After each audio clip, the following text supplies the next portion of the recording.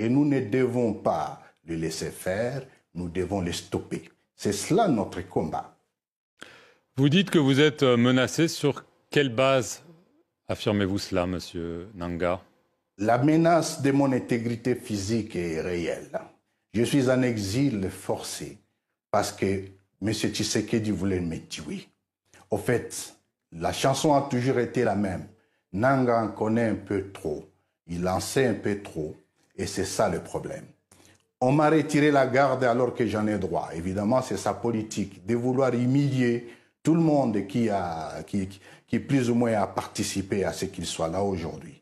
C'est la même chose aujourd'hui. La tendance, la propension à chercher à humilier l'ancien chef de l'État, ça va dans cette logique. Moi, on m'a retiré la garde. J'ai eu des menaces en permanence. Je me suis éclipsé de Kinshasa. Et c'est ce qui justifie qu'aujourd'hui, je suis en errance ou en exil. Mais entre-temps, cela ne va pas arrêter le combat que j'ai pris. Dernière question, monsieur Nanga. Évidemment, on a beaucoup parlé de la dernière élection présidentielle. Il y en a une qui se profile normalement fin décembre. Est-ce que vous pensez qu'elle sera libre et transparente? Elle ne sera... De toute façon, il n'y aura pas d'élection en décembre. Deuxièmement, les conditions sécuritaires du pays, je me pose la question de savoir qu'est-ce que nous cherchons. Nous sommes en train de nous bousculer à Kinshasa pour élection. Entre-temps, nous n'avons plus Rutshuru. Entre-temps, nous n'avons plus Masisi. Là n'est pas le problème. Le pire, c'est que M. Tshisekedi aujourd'hui est un acteur de division des citoyens. La situation au Kivu aujourd'hui, la situation à l'Est en général, c'est entre autres par le fait qu'on a divisé le peuple. Et aujourd'hui, même tout ce qui est en termes techniques ne permettra pas les élections en 2023. Pour conclure, c'est dire, aller aux élections le 20 décembre 2023, ce serait comparable à un téméraire commandant qui se décide de poser l'aéronef sur une piste parsemée de gros bétail. C'est très dangereux, nous ne l'accepterons pas. Corneille Nanga, merci beaucoup d'avoir répondu aux questions de France 24 et merci à vous d'avoir suivi cette émission sur nos antennes.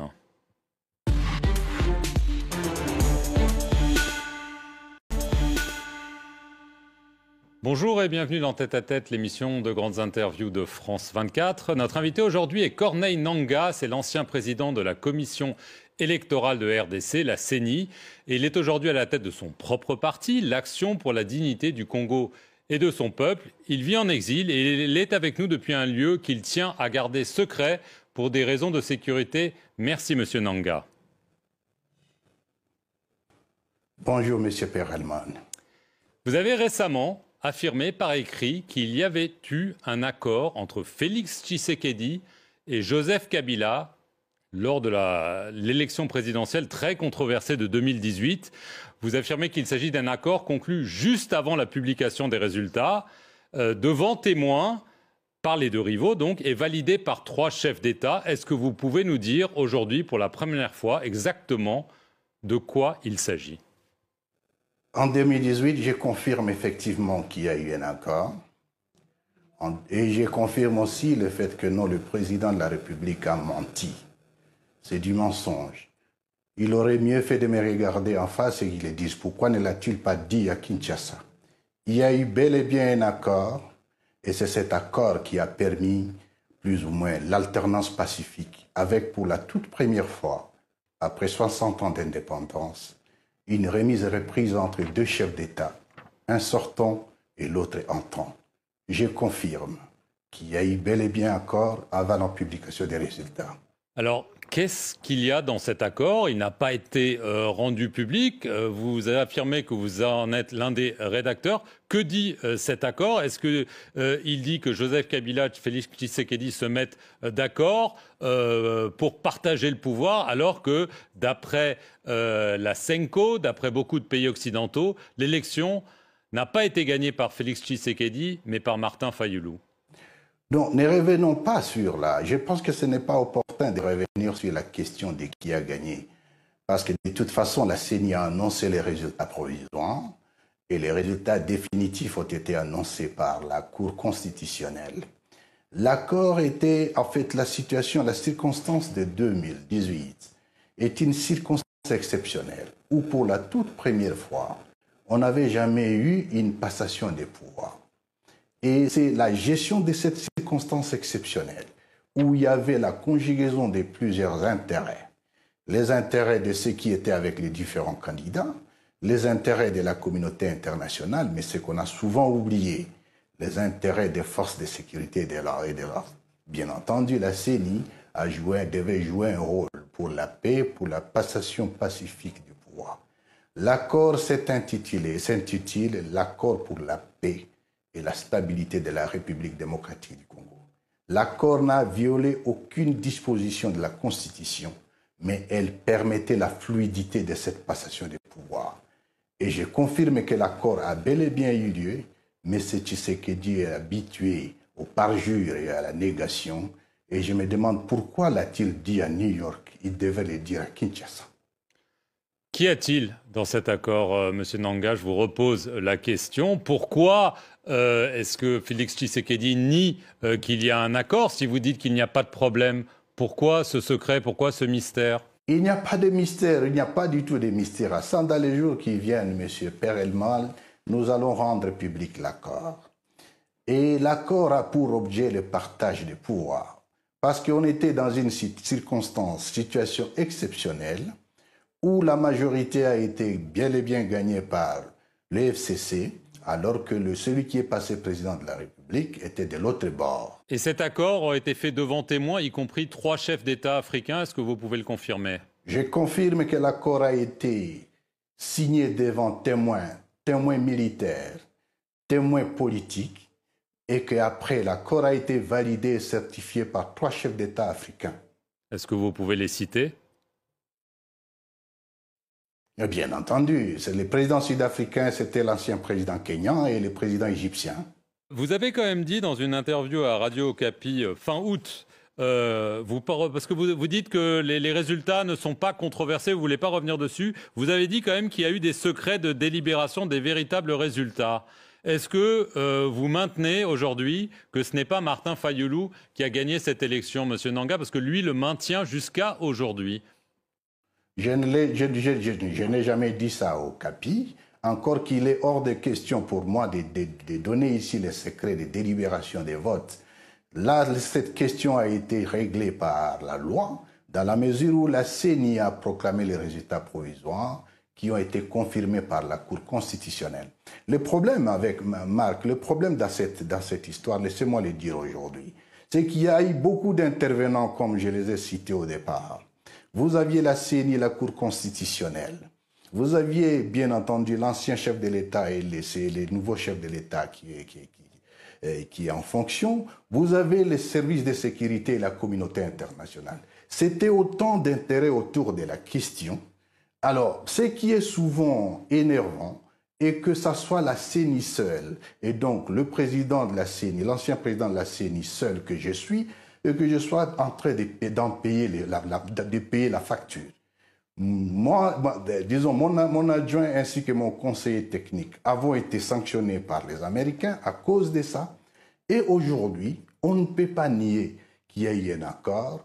Et c'est ce qui est très énervant parce que ceux qui sont bénéficiaires, de ce qui est le premier bénéficiaire de cet accord, il devrait être sincère et être dans l'humilité de ne pas mentir. Il a menti. Mais ce que je ne comprends pas, Monsieur Nanga, c'est en quoi cet accord devait-il être secret? Si c'est juste un accord de partage de pouvoir, en quoi est-ce que ce serait un problème de le rendre public? Et pourquoi tant d'enjeux autour de ça? Monsieur Perelman, ce n'est pas à moi de vous apprendre que dans la vie des sociétés, les sociétés vivent des accords. Cet accord n'est pas un accord secret. Cet accord est un accord public. Il sera rendu public dans les jours qui viennent. Mais comme vous le dites vous-même, on est en 2023. Pourquoi est-ce qu'il n'a pas été rendu public au moment où il a été signé, début 2019? Quel était le problème? Il devrait être rendu public aujourd'hui parce que le premier bénéficiaire en nie l'existence, ce qui est un mensonge. C'est ça plutôt le problème. Ces soutiens affirment que vous agissez ainsi aujourd'hui parce que déjà, vous avez pris votre envol politique, si je peux dire, et d'autres affirment qu'il y a une dispute minière, que vous avez essayé d'obtenir des faveurs du pouvoir et qu'il n'y a pas répondu favorablement, et que c'est pour ça que vous vous vengez. Quelle est votre réponse à ces accusations contre vous? Les questions privées ne me concernent pas lorsque je prends mes positions politiques. Il est un fait que je suis en contradiction politique avec le régime de Tshisekedi. Et entre-temps, insérer la question minière ou les questions privées, ça n'a pas d'importance. Mais ce qui est sûr, une mine m'a été expropriée par M. Tshisekedi et la mine est aujourd'hui exploitée par sa famille biologique. Là n'est pas le problème. Ce qui nous concerne, c'est le Congo aujourd'hui. Où va le Congo? Le Congo est dans une situation qui est telle que nous risquons de le perdre parce que nous avons à la tête de l'État un pyromane, je dirais un président qui ne sait pas ce qu'il doit faire. Depuis son avènement au pouvoir, il n'a fait que violer la Constitution. Il a hérité d'un pays entier et aujourd'hui le pays est divisé. Les territoires entiers sont amputés de certaines entités. Et est-ce que ça doit continuer de cette façon? Je ne pense pas. Le tâtonnement avec lequel il gère la situation sécuritaire du pays nous montre qu'aujourd'hui, M. Tshisekedi, c'est plutôt un agent de la balkanisation du Congo. Et nous ne devons pas le laisser faire, nous devons le stopper. C'est cela notre combat. Vous dites que vous êtes menacé. Sur quelle base affirmez-vous cela, M. Nanga? La menace de mon intégrité physique est réelle. Je suis en exil forcé parce que M. Tshisekedi voulait me tuer. Au fait, la chanson a toujours été la même. Nanga en connaît un peu trop. Il en sait un peu trop. Et c'est ça le problème. On m'a retiré la garde alors que j'en ai droit. Évidemment, c'est sa politique de vouloir humilier tout le monde qui plus ou moins a participé à ce qu'il soit là aujourd'hui. C'est la même chose aujourd'hui. La tendance, la propension à chercher à humilier l'ancien chef de l'État, ça va dans cette logique. Moi, on m'a retiré la garde. J'ai eu des menaces en permanence. Je me suis éclipsé de Kinshasa. Et c'est ce qui justifie qu'aujourd'hui, je suis en errance ou en exil. Mais entre-temps, cela ne va pas arrêter le combat que j'ai pris. Dernière question, Monsieur Nanga. Évidemment, on a beaucoup parlé de la dernière élection présidentielle. Il y en a une qui se profile normalement fin décembre. Est-ce que vous pensez qu'elle sera libre et transparente? Elle ne sera... De toute façon, il n'y aura pas d'élection en décembre. Deuxièmement, les conditions sécuritaires du pays, je me pose la question de savoir qu'est-ce que nous cherchons. Nous sommes en train de nous bousculer à Kinshasa pour l'élection. Entre-temps, nous n'avons plus Rutshuru. Entre-temps, nous n'avons plus Masisi. Là n'est pas le problème. Le pire, c'est que M. Tshisekedi aujourd'hui est un acteur de division des citoyens. La situation au Kivu aujourd'hui, la situation à l'Est en général, c'est entre autres par le fait qu'on a divisé le peuple.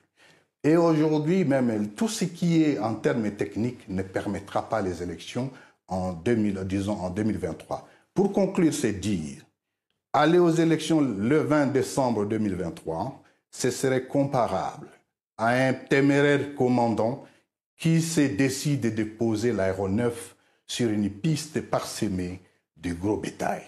C'est très dangereux, nous ne l'accepterons pas. Corneille Nanga, merci beaucoup d'avoir répondu aux questions de France 24 et merci à vous d'avoir suivi cette émission sur nos antennes.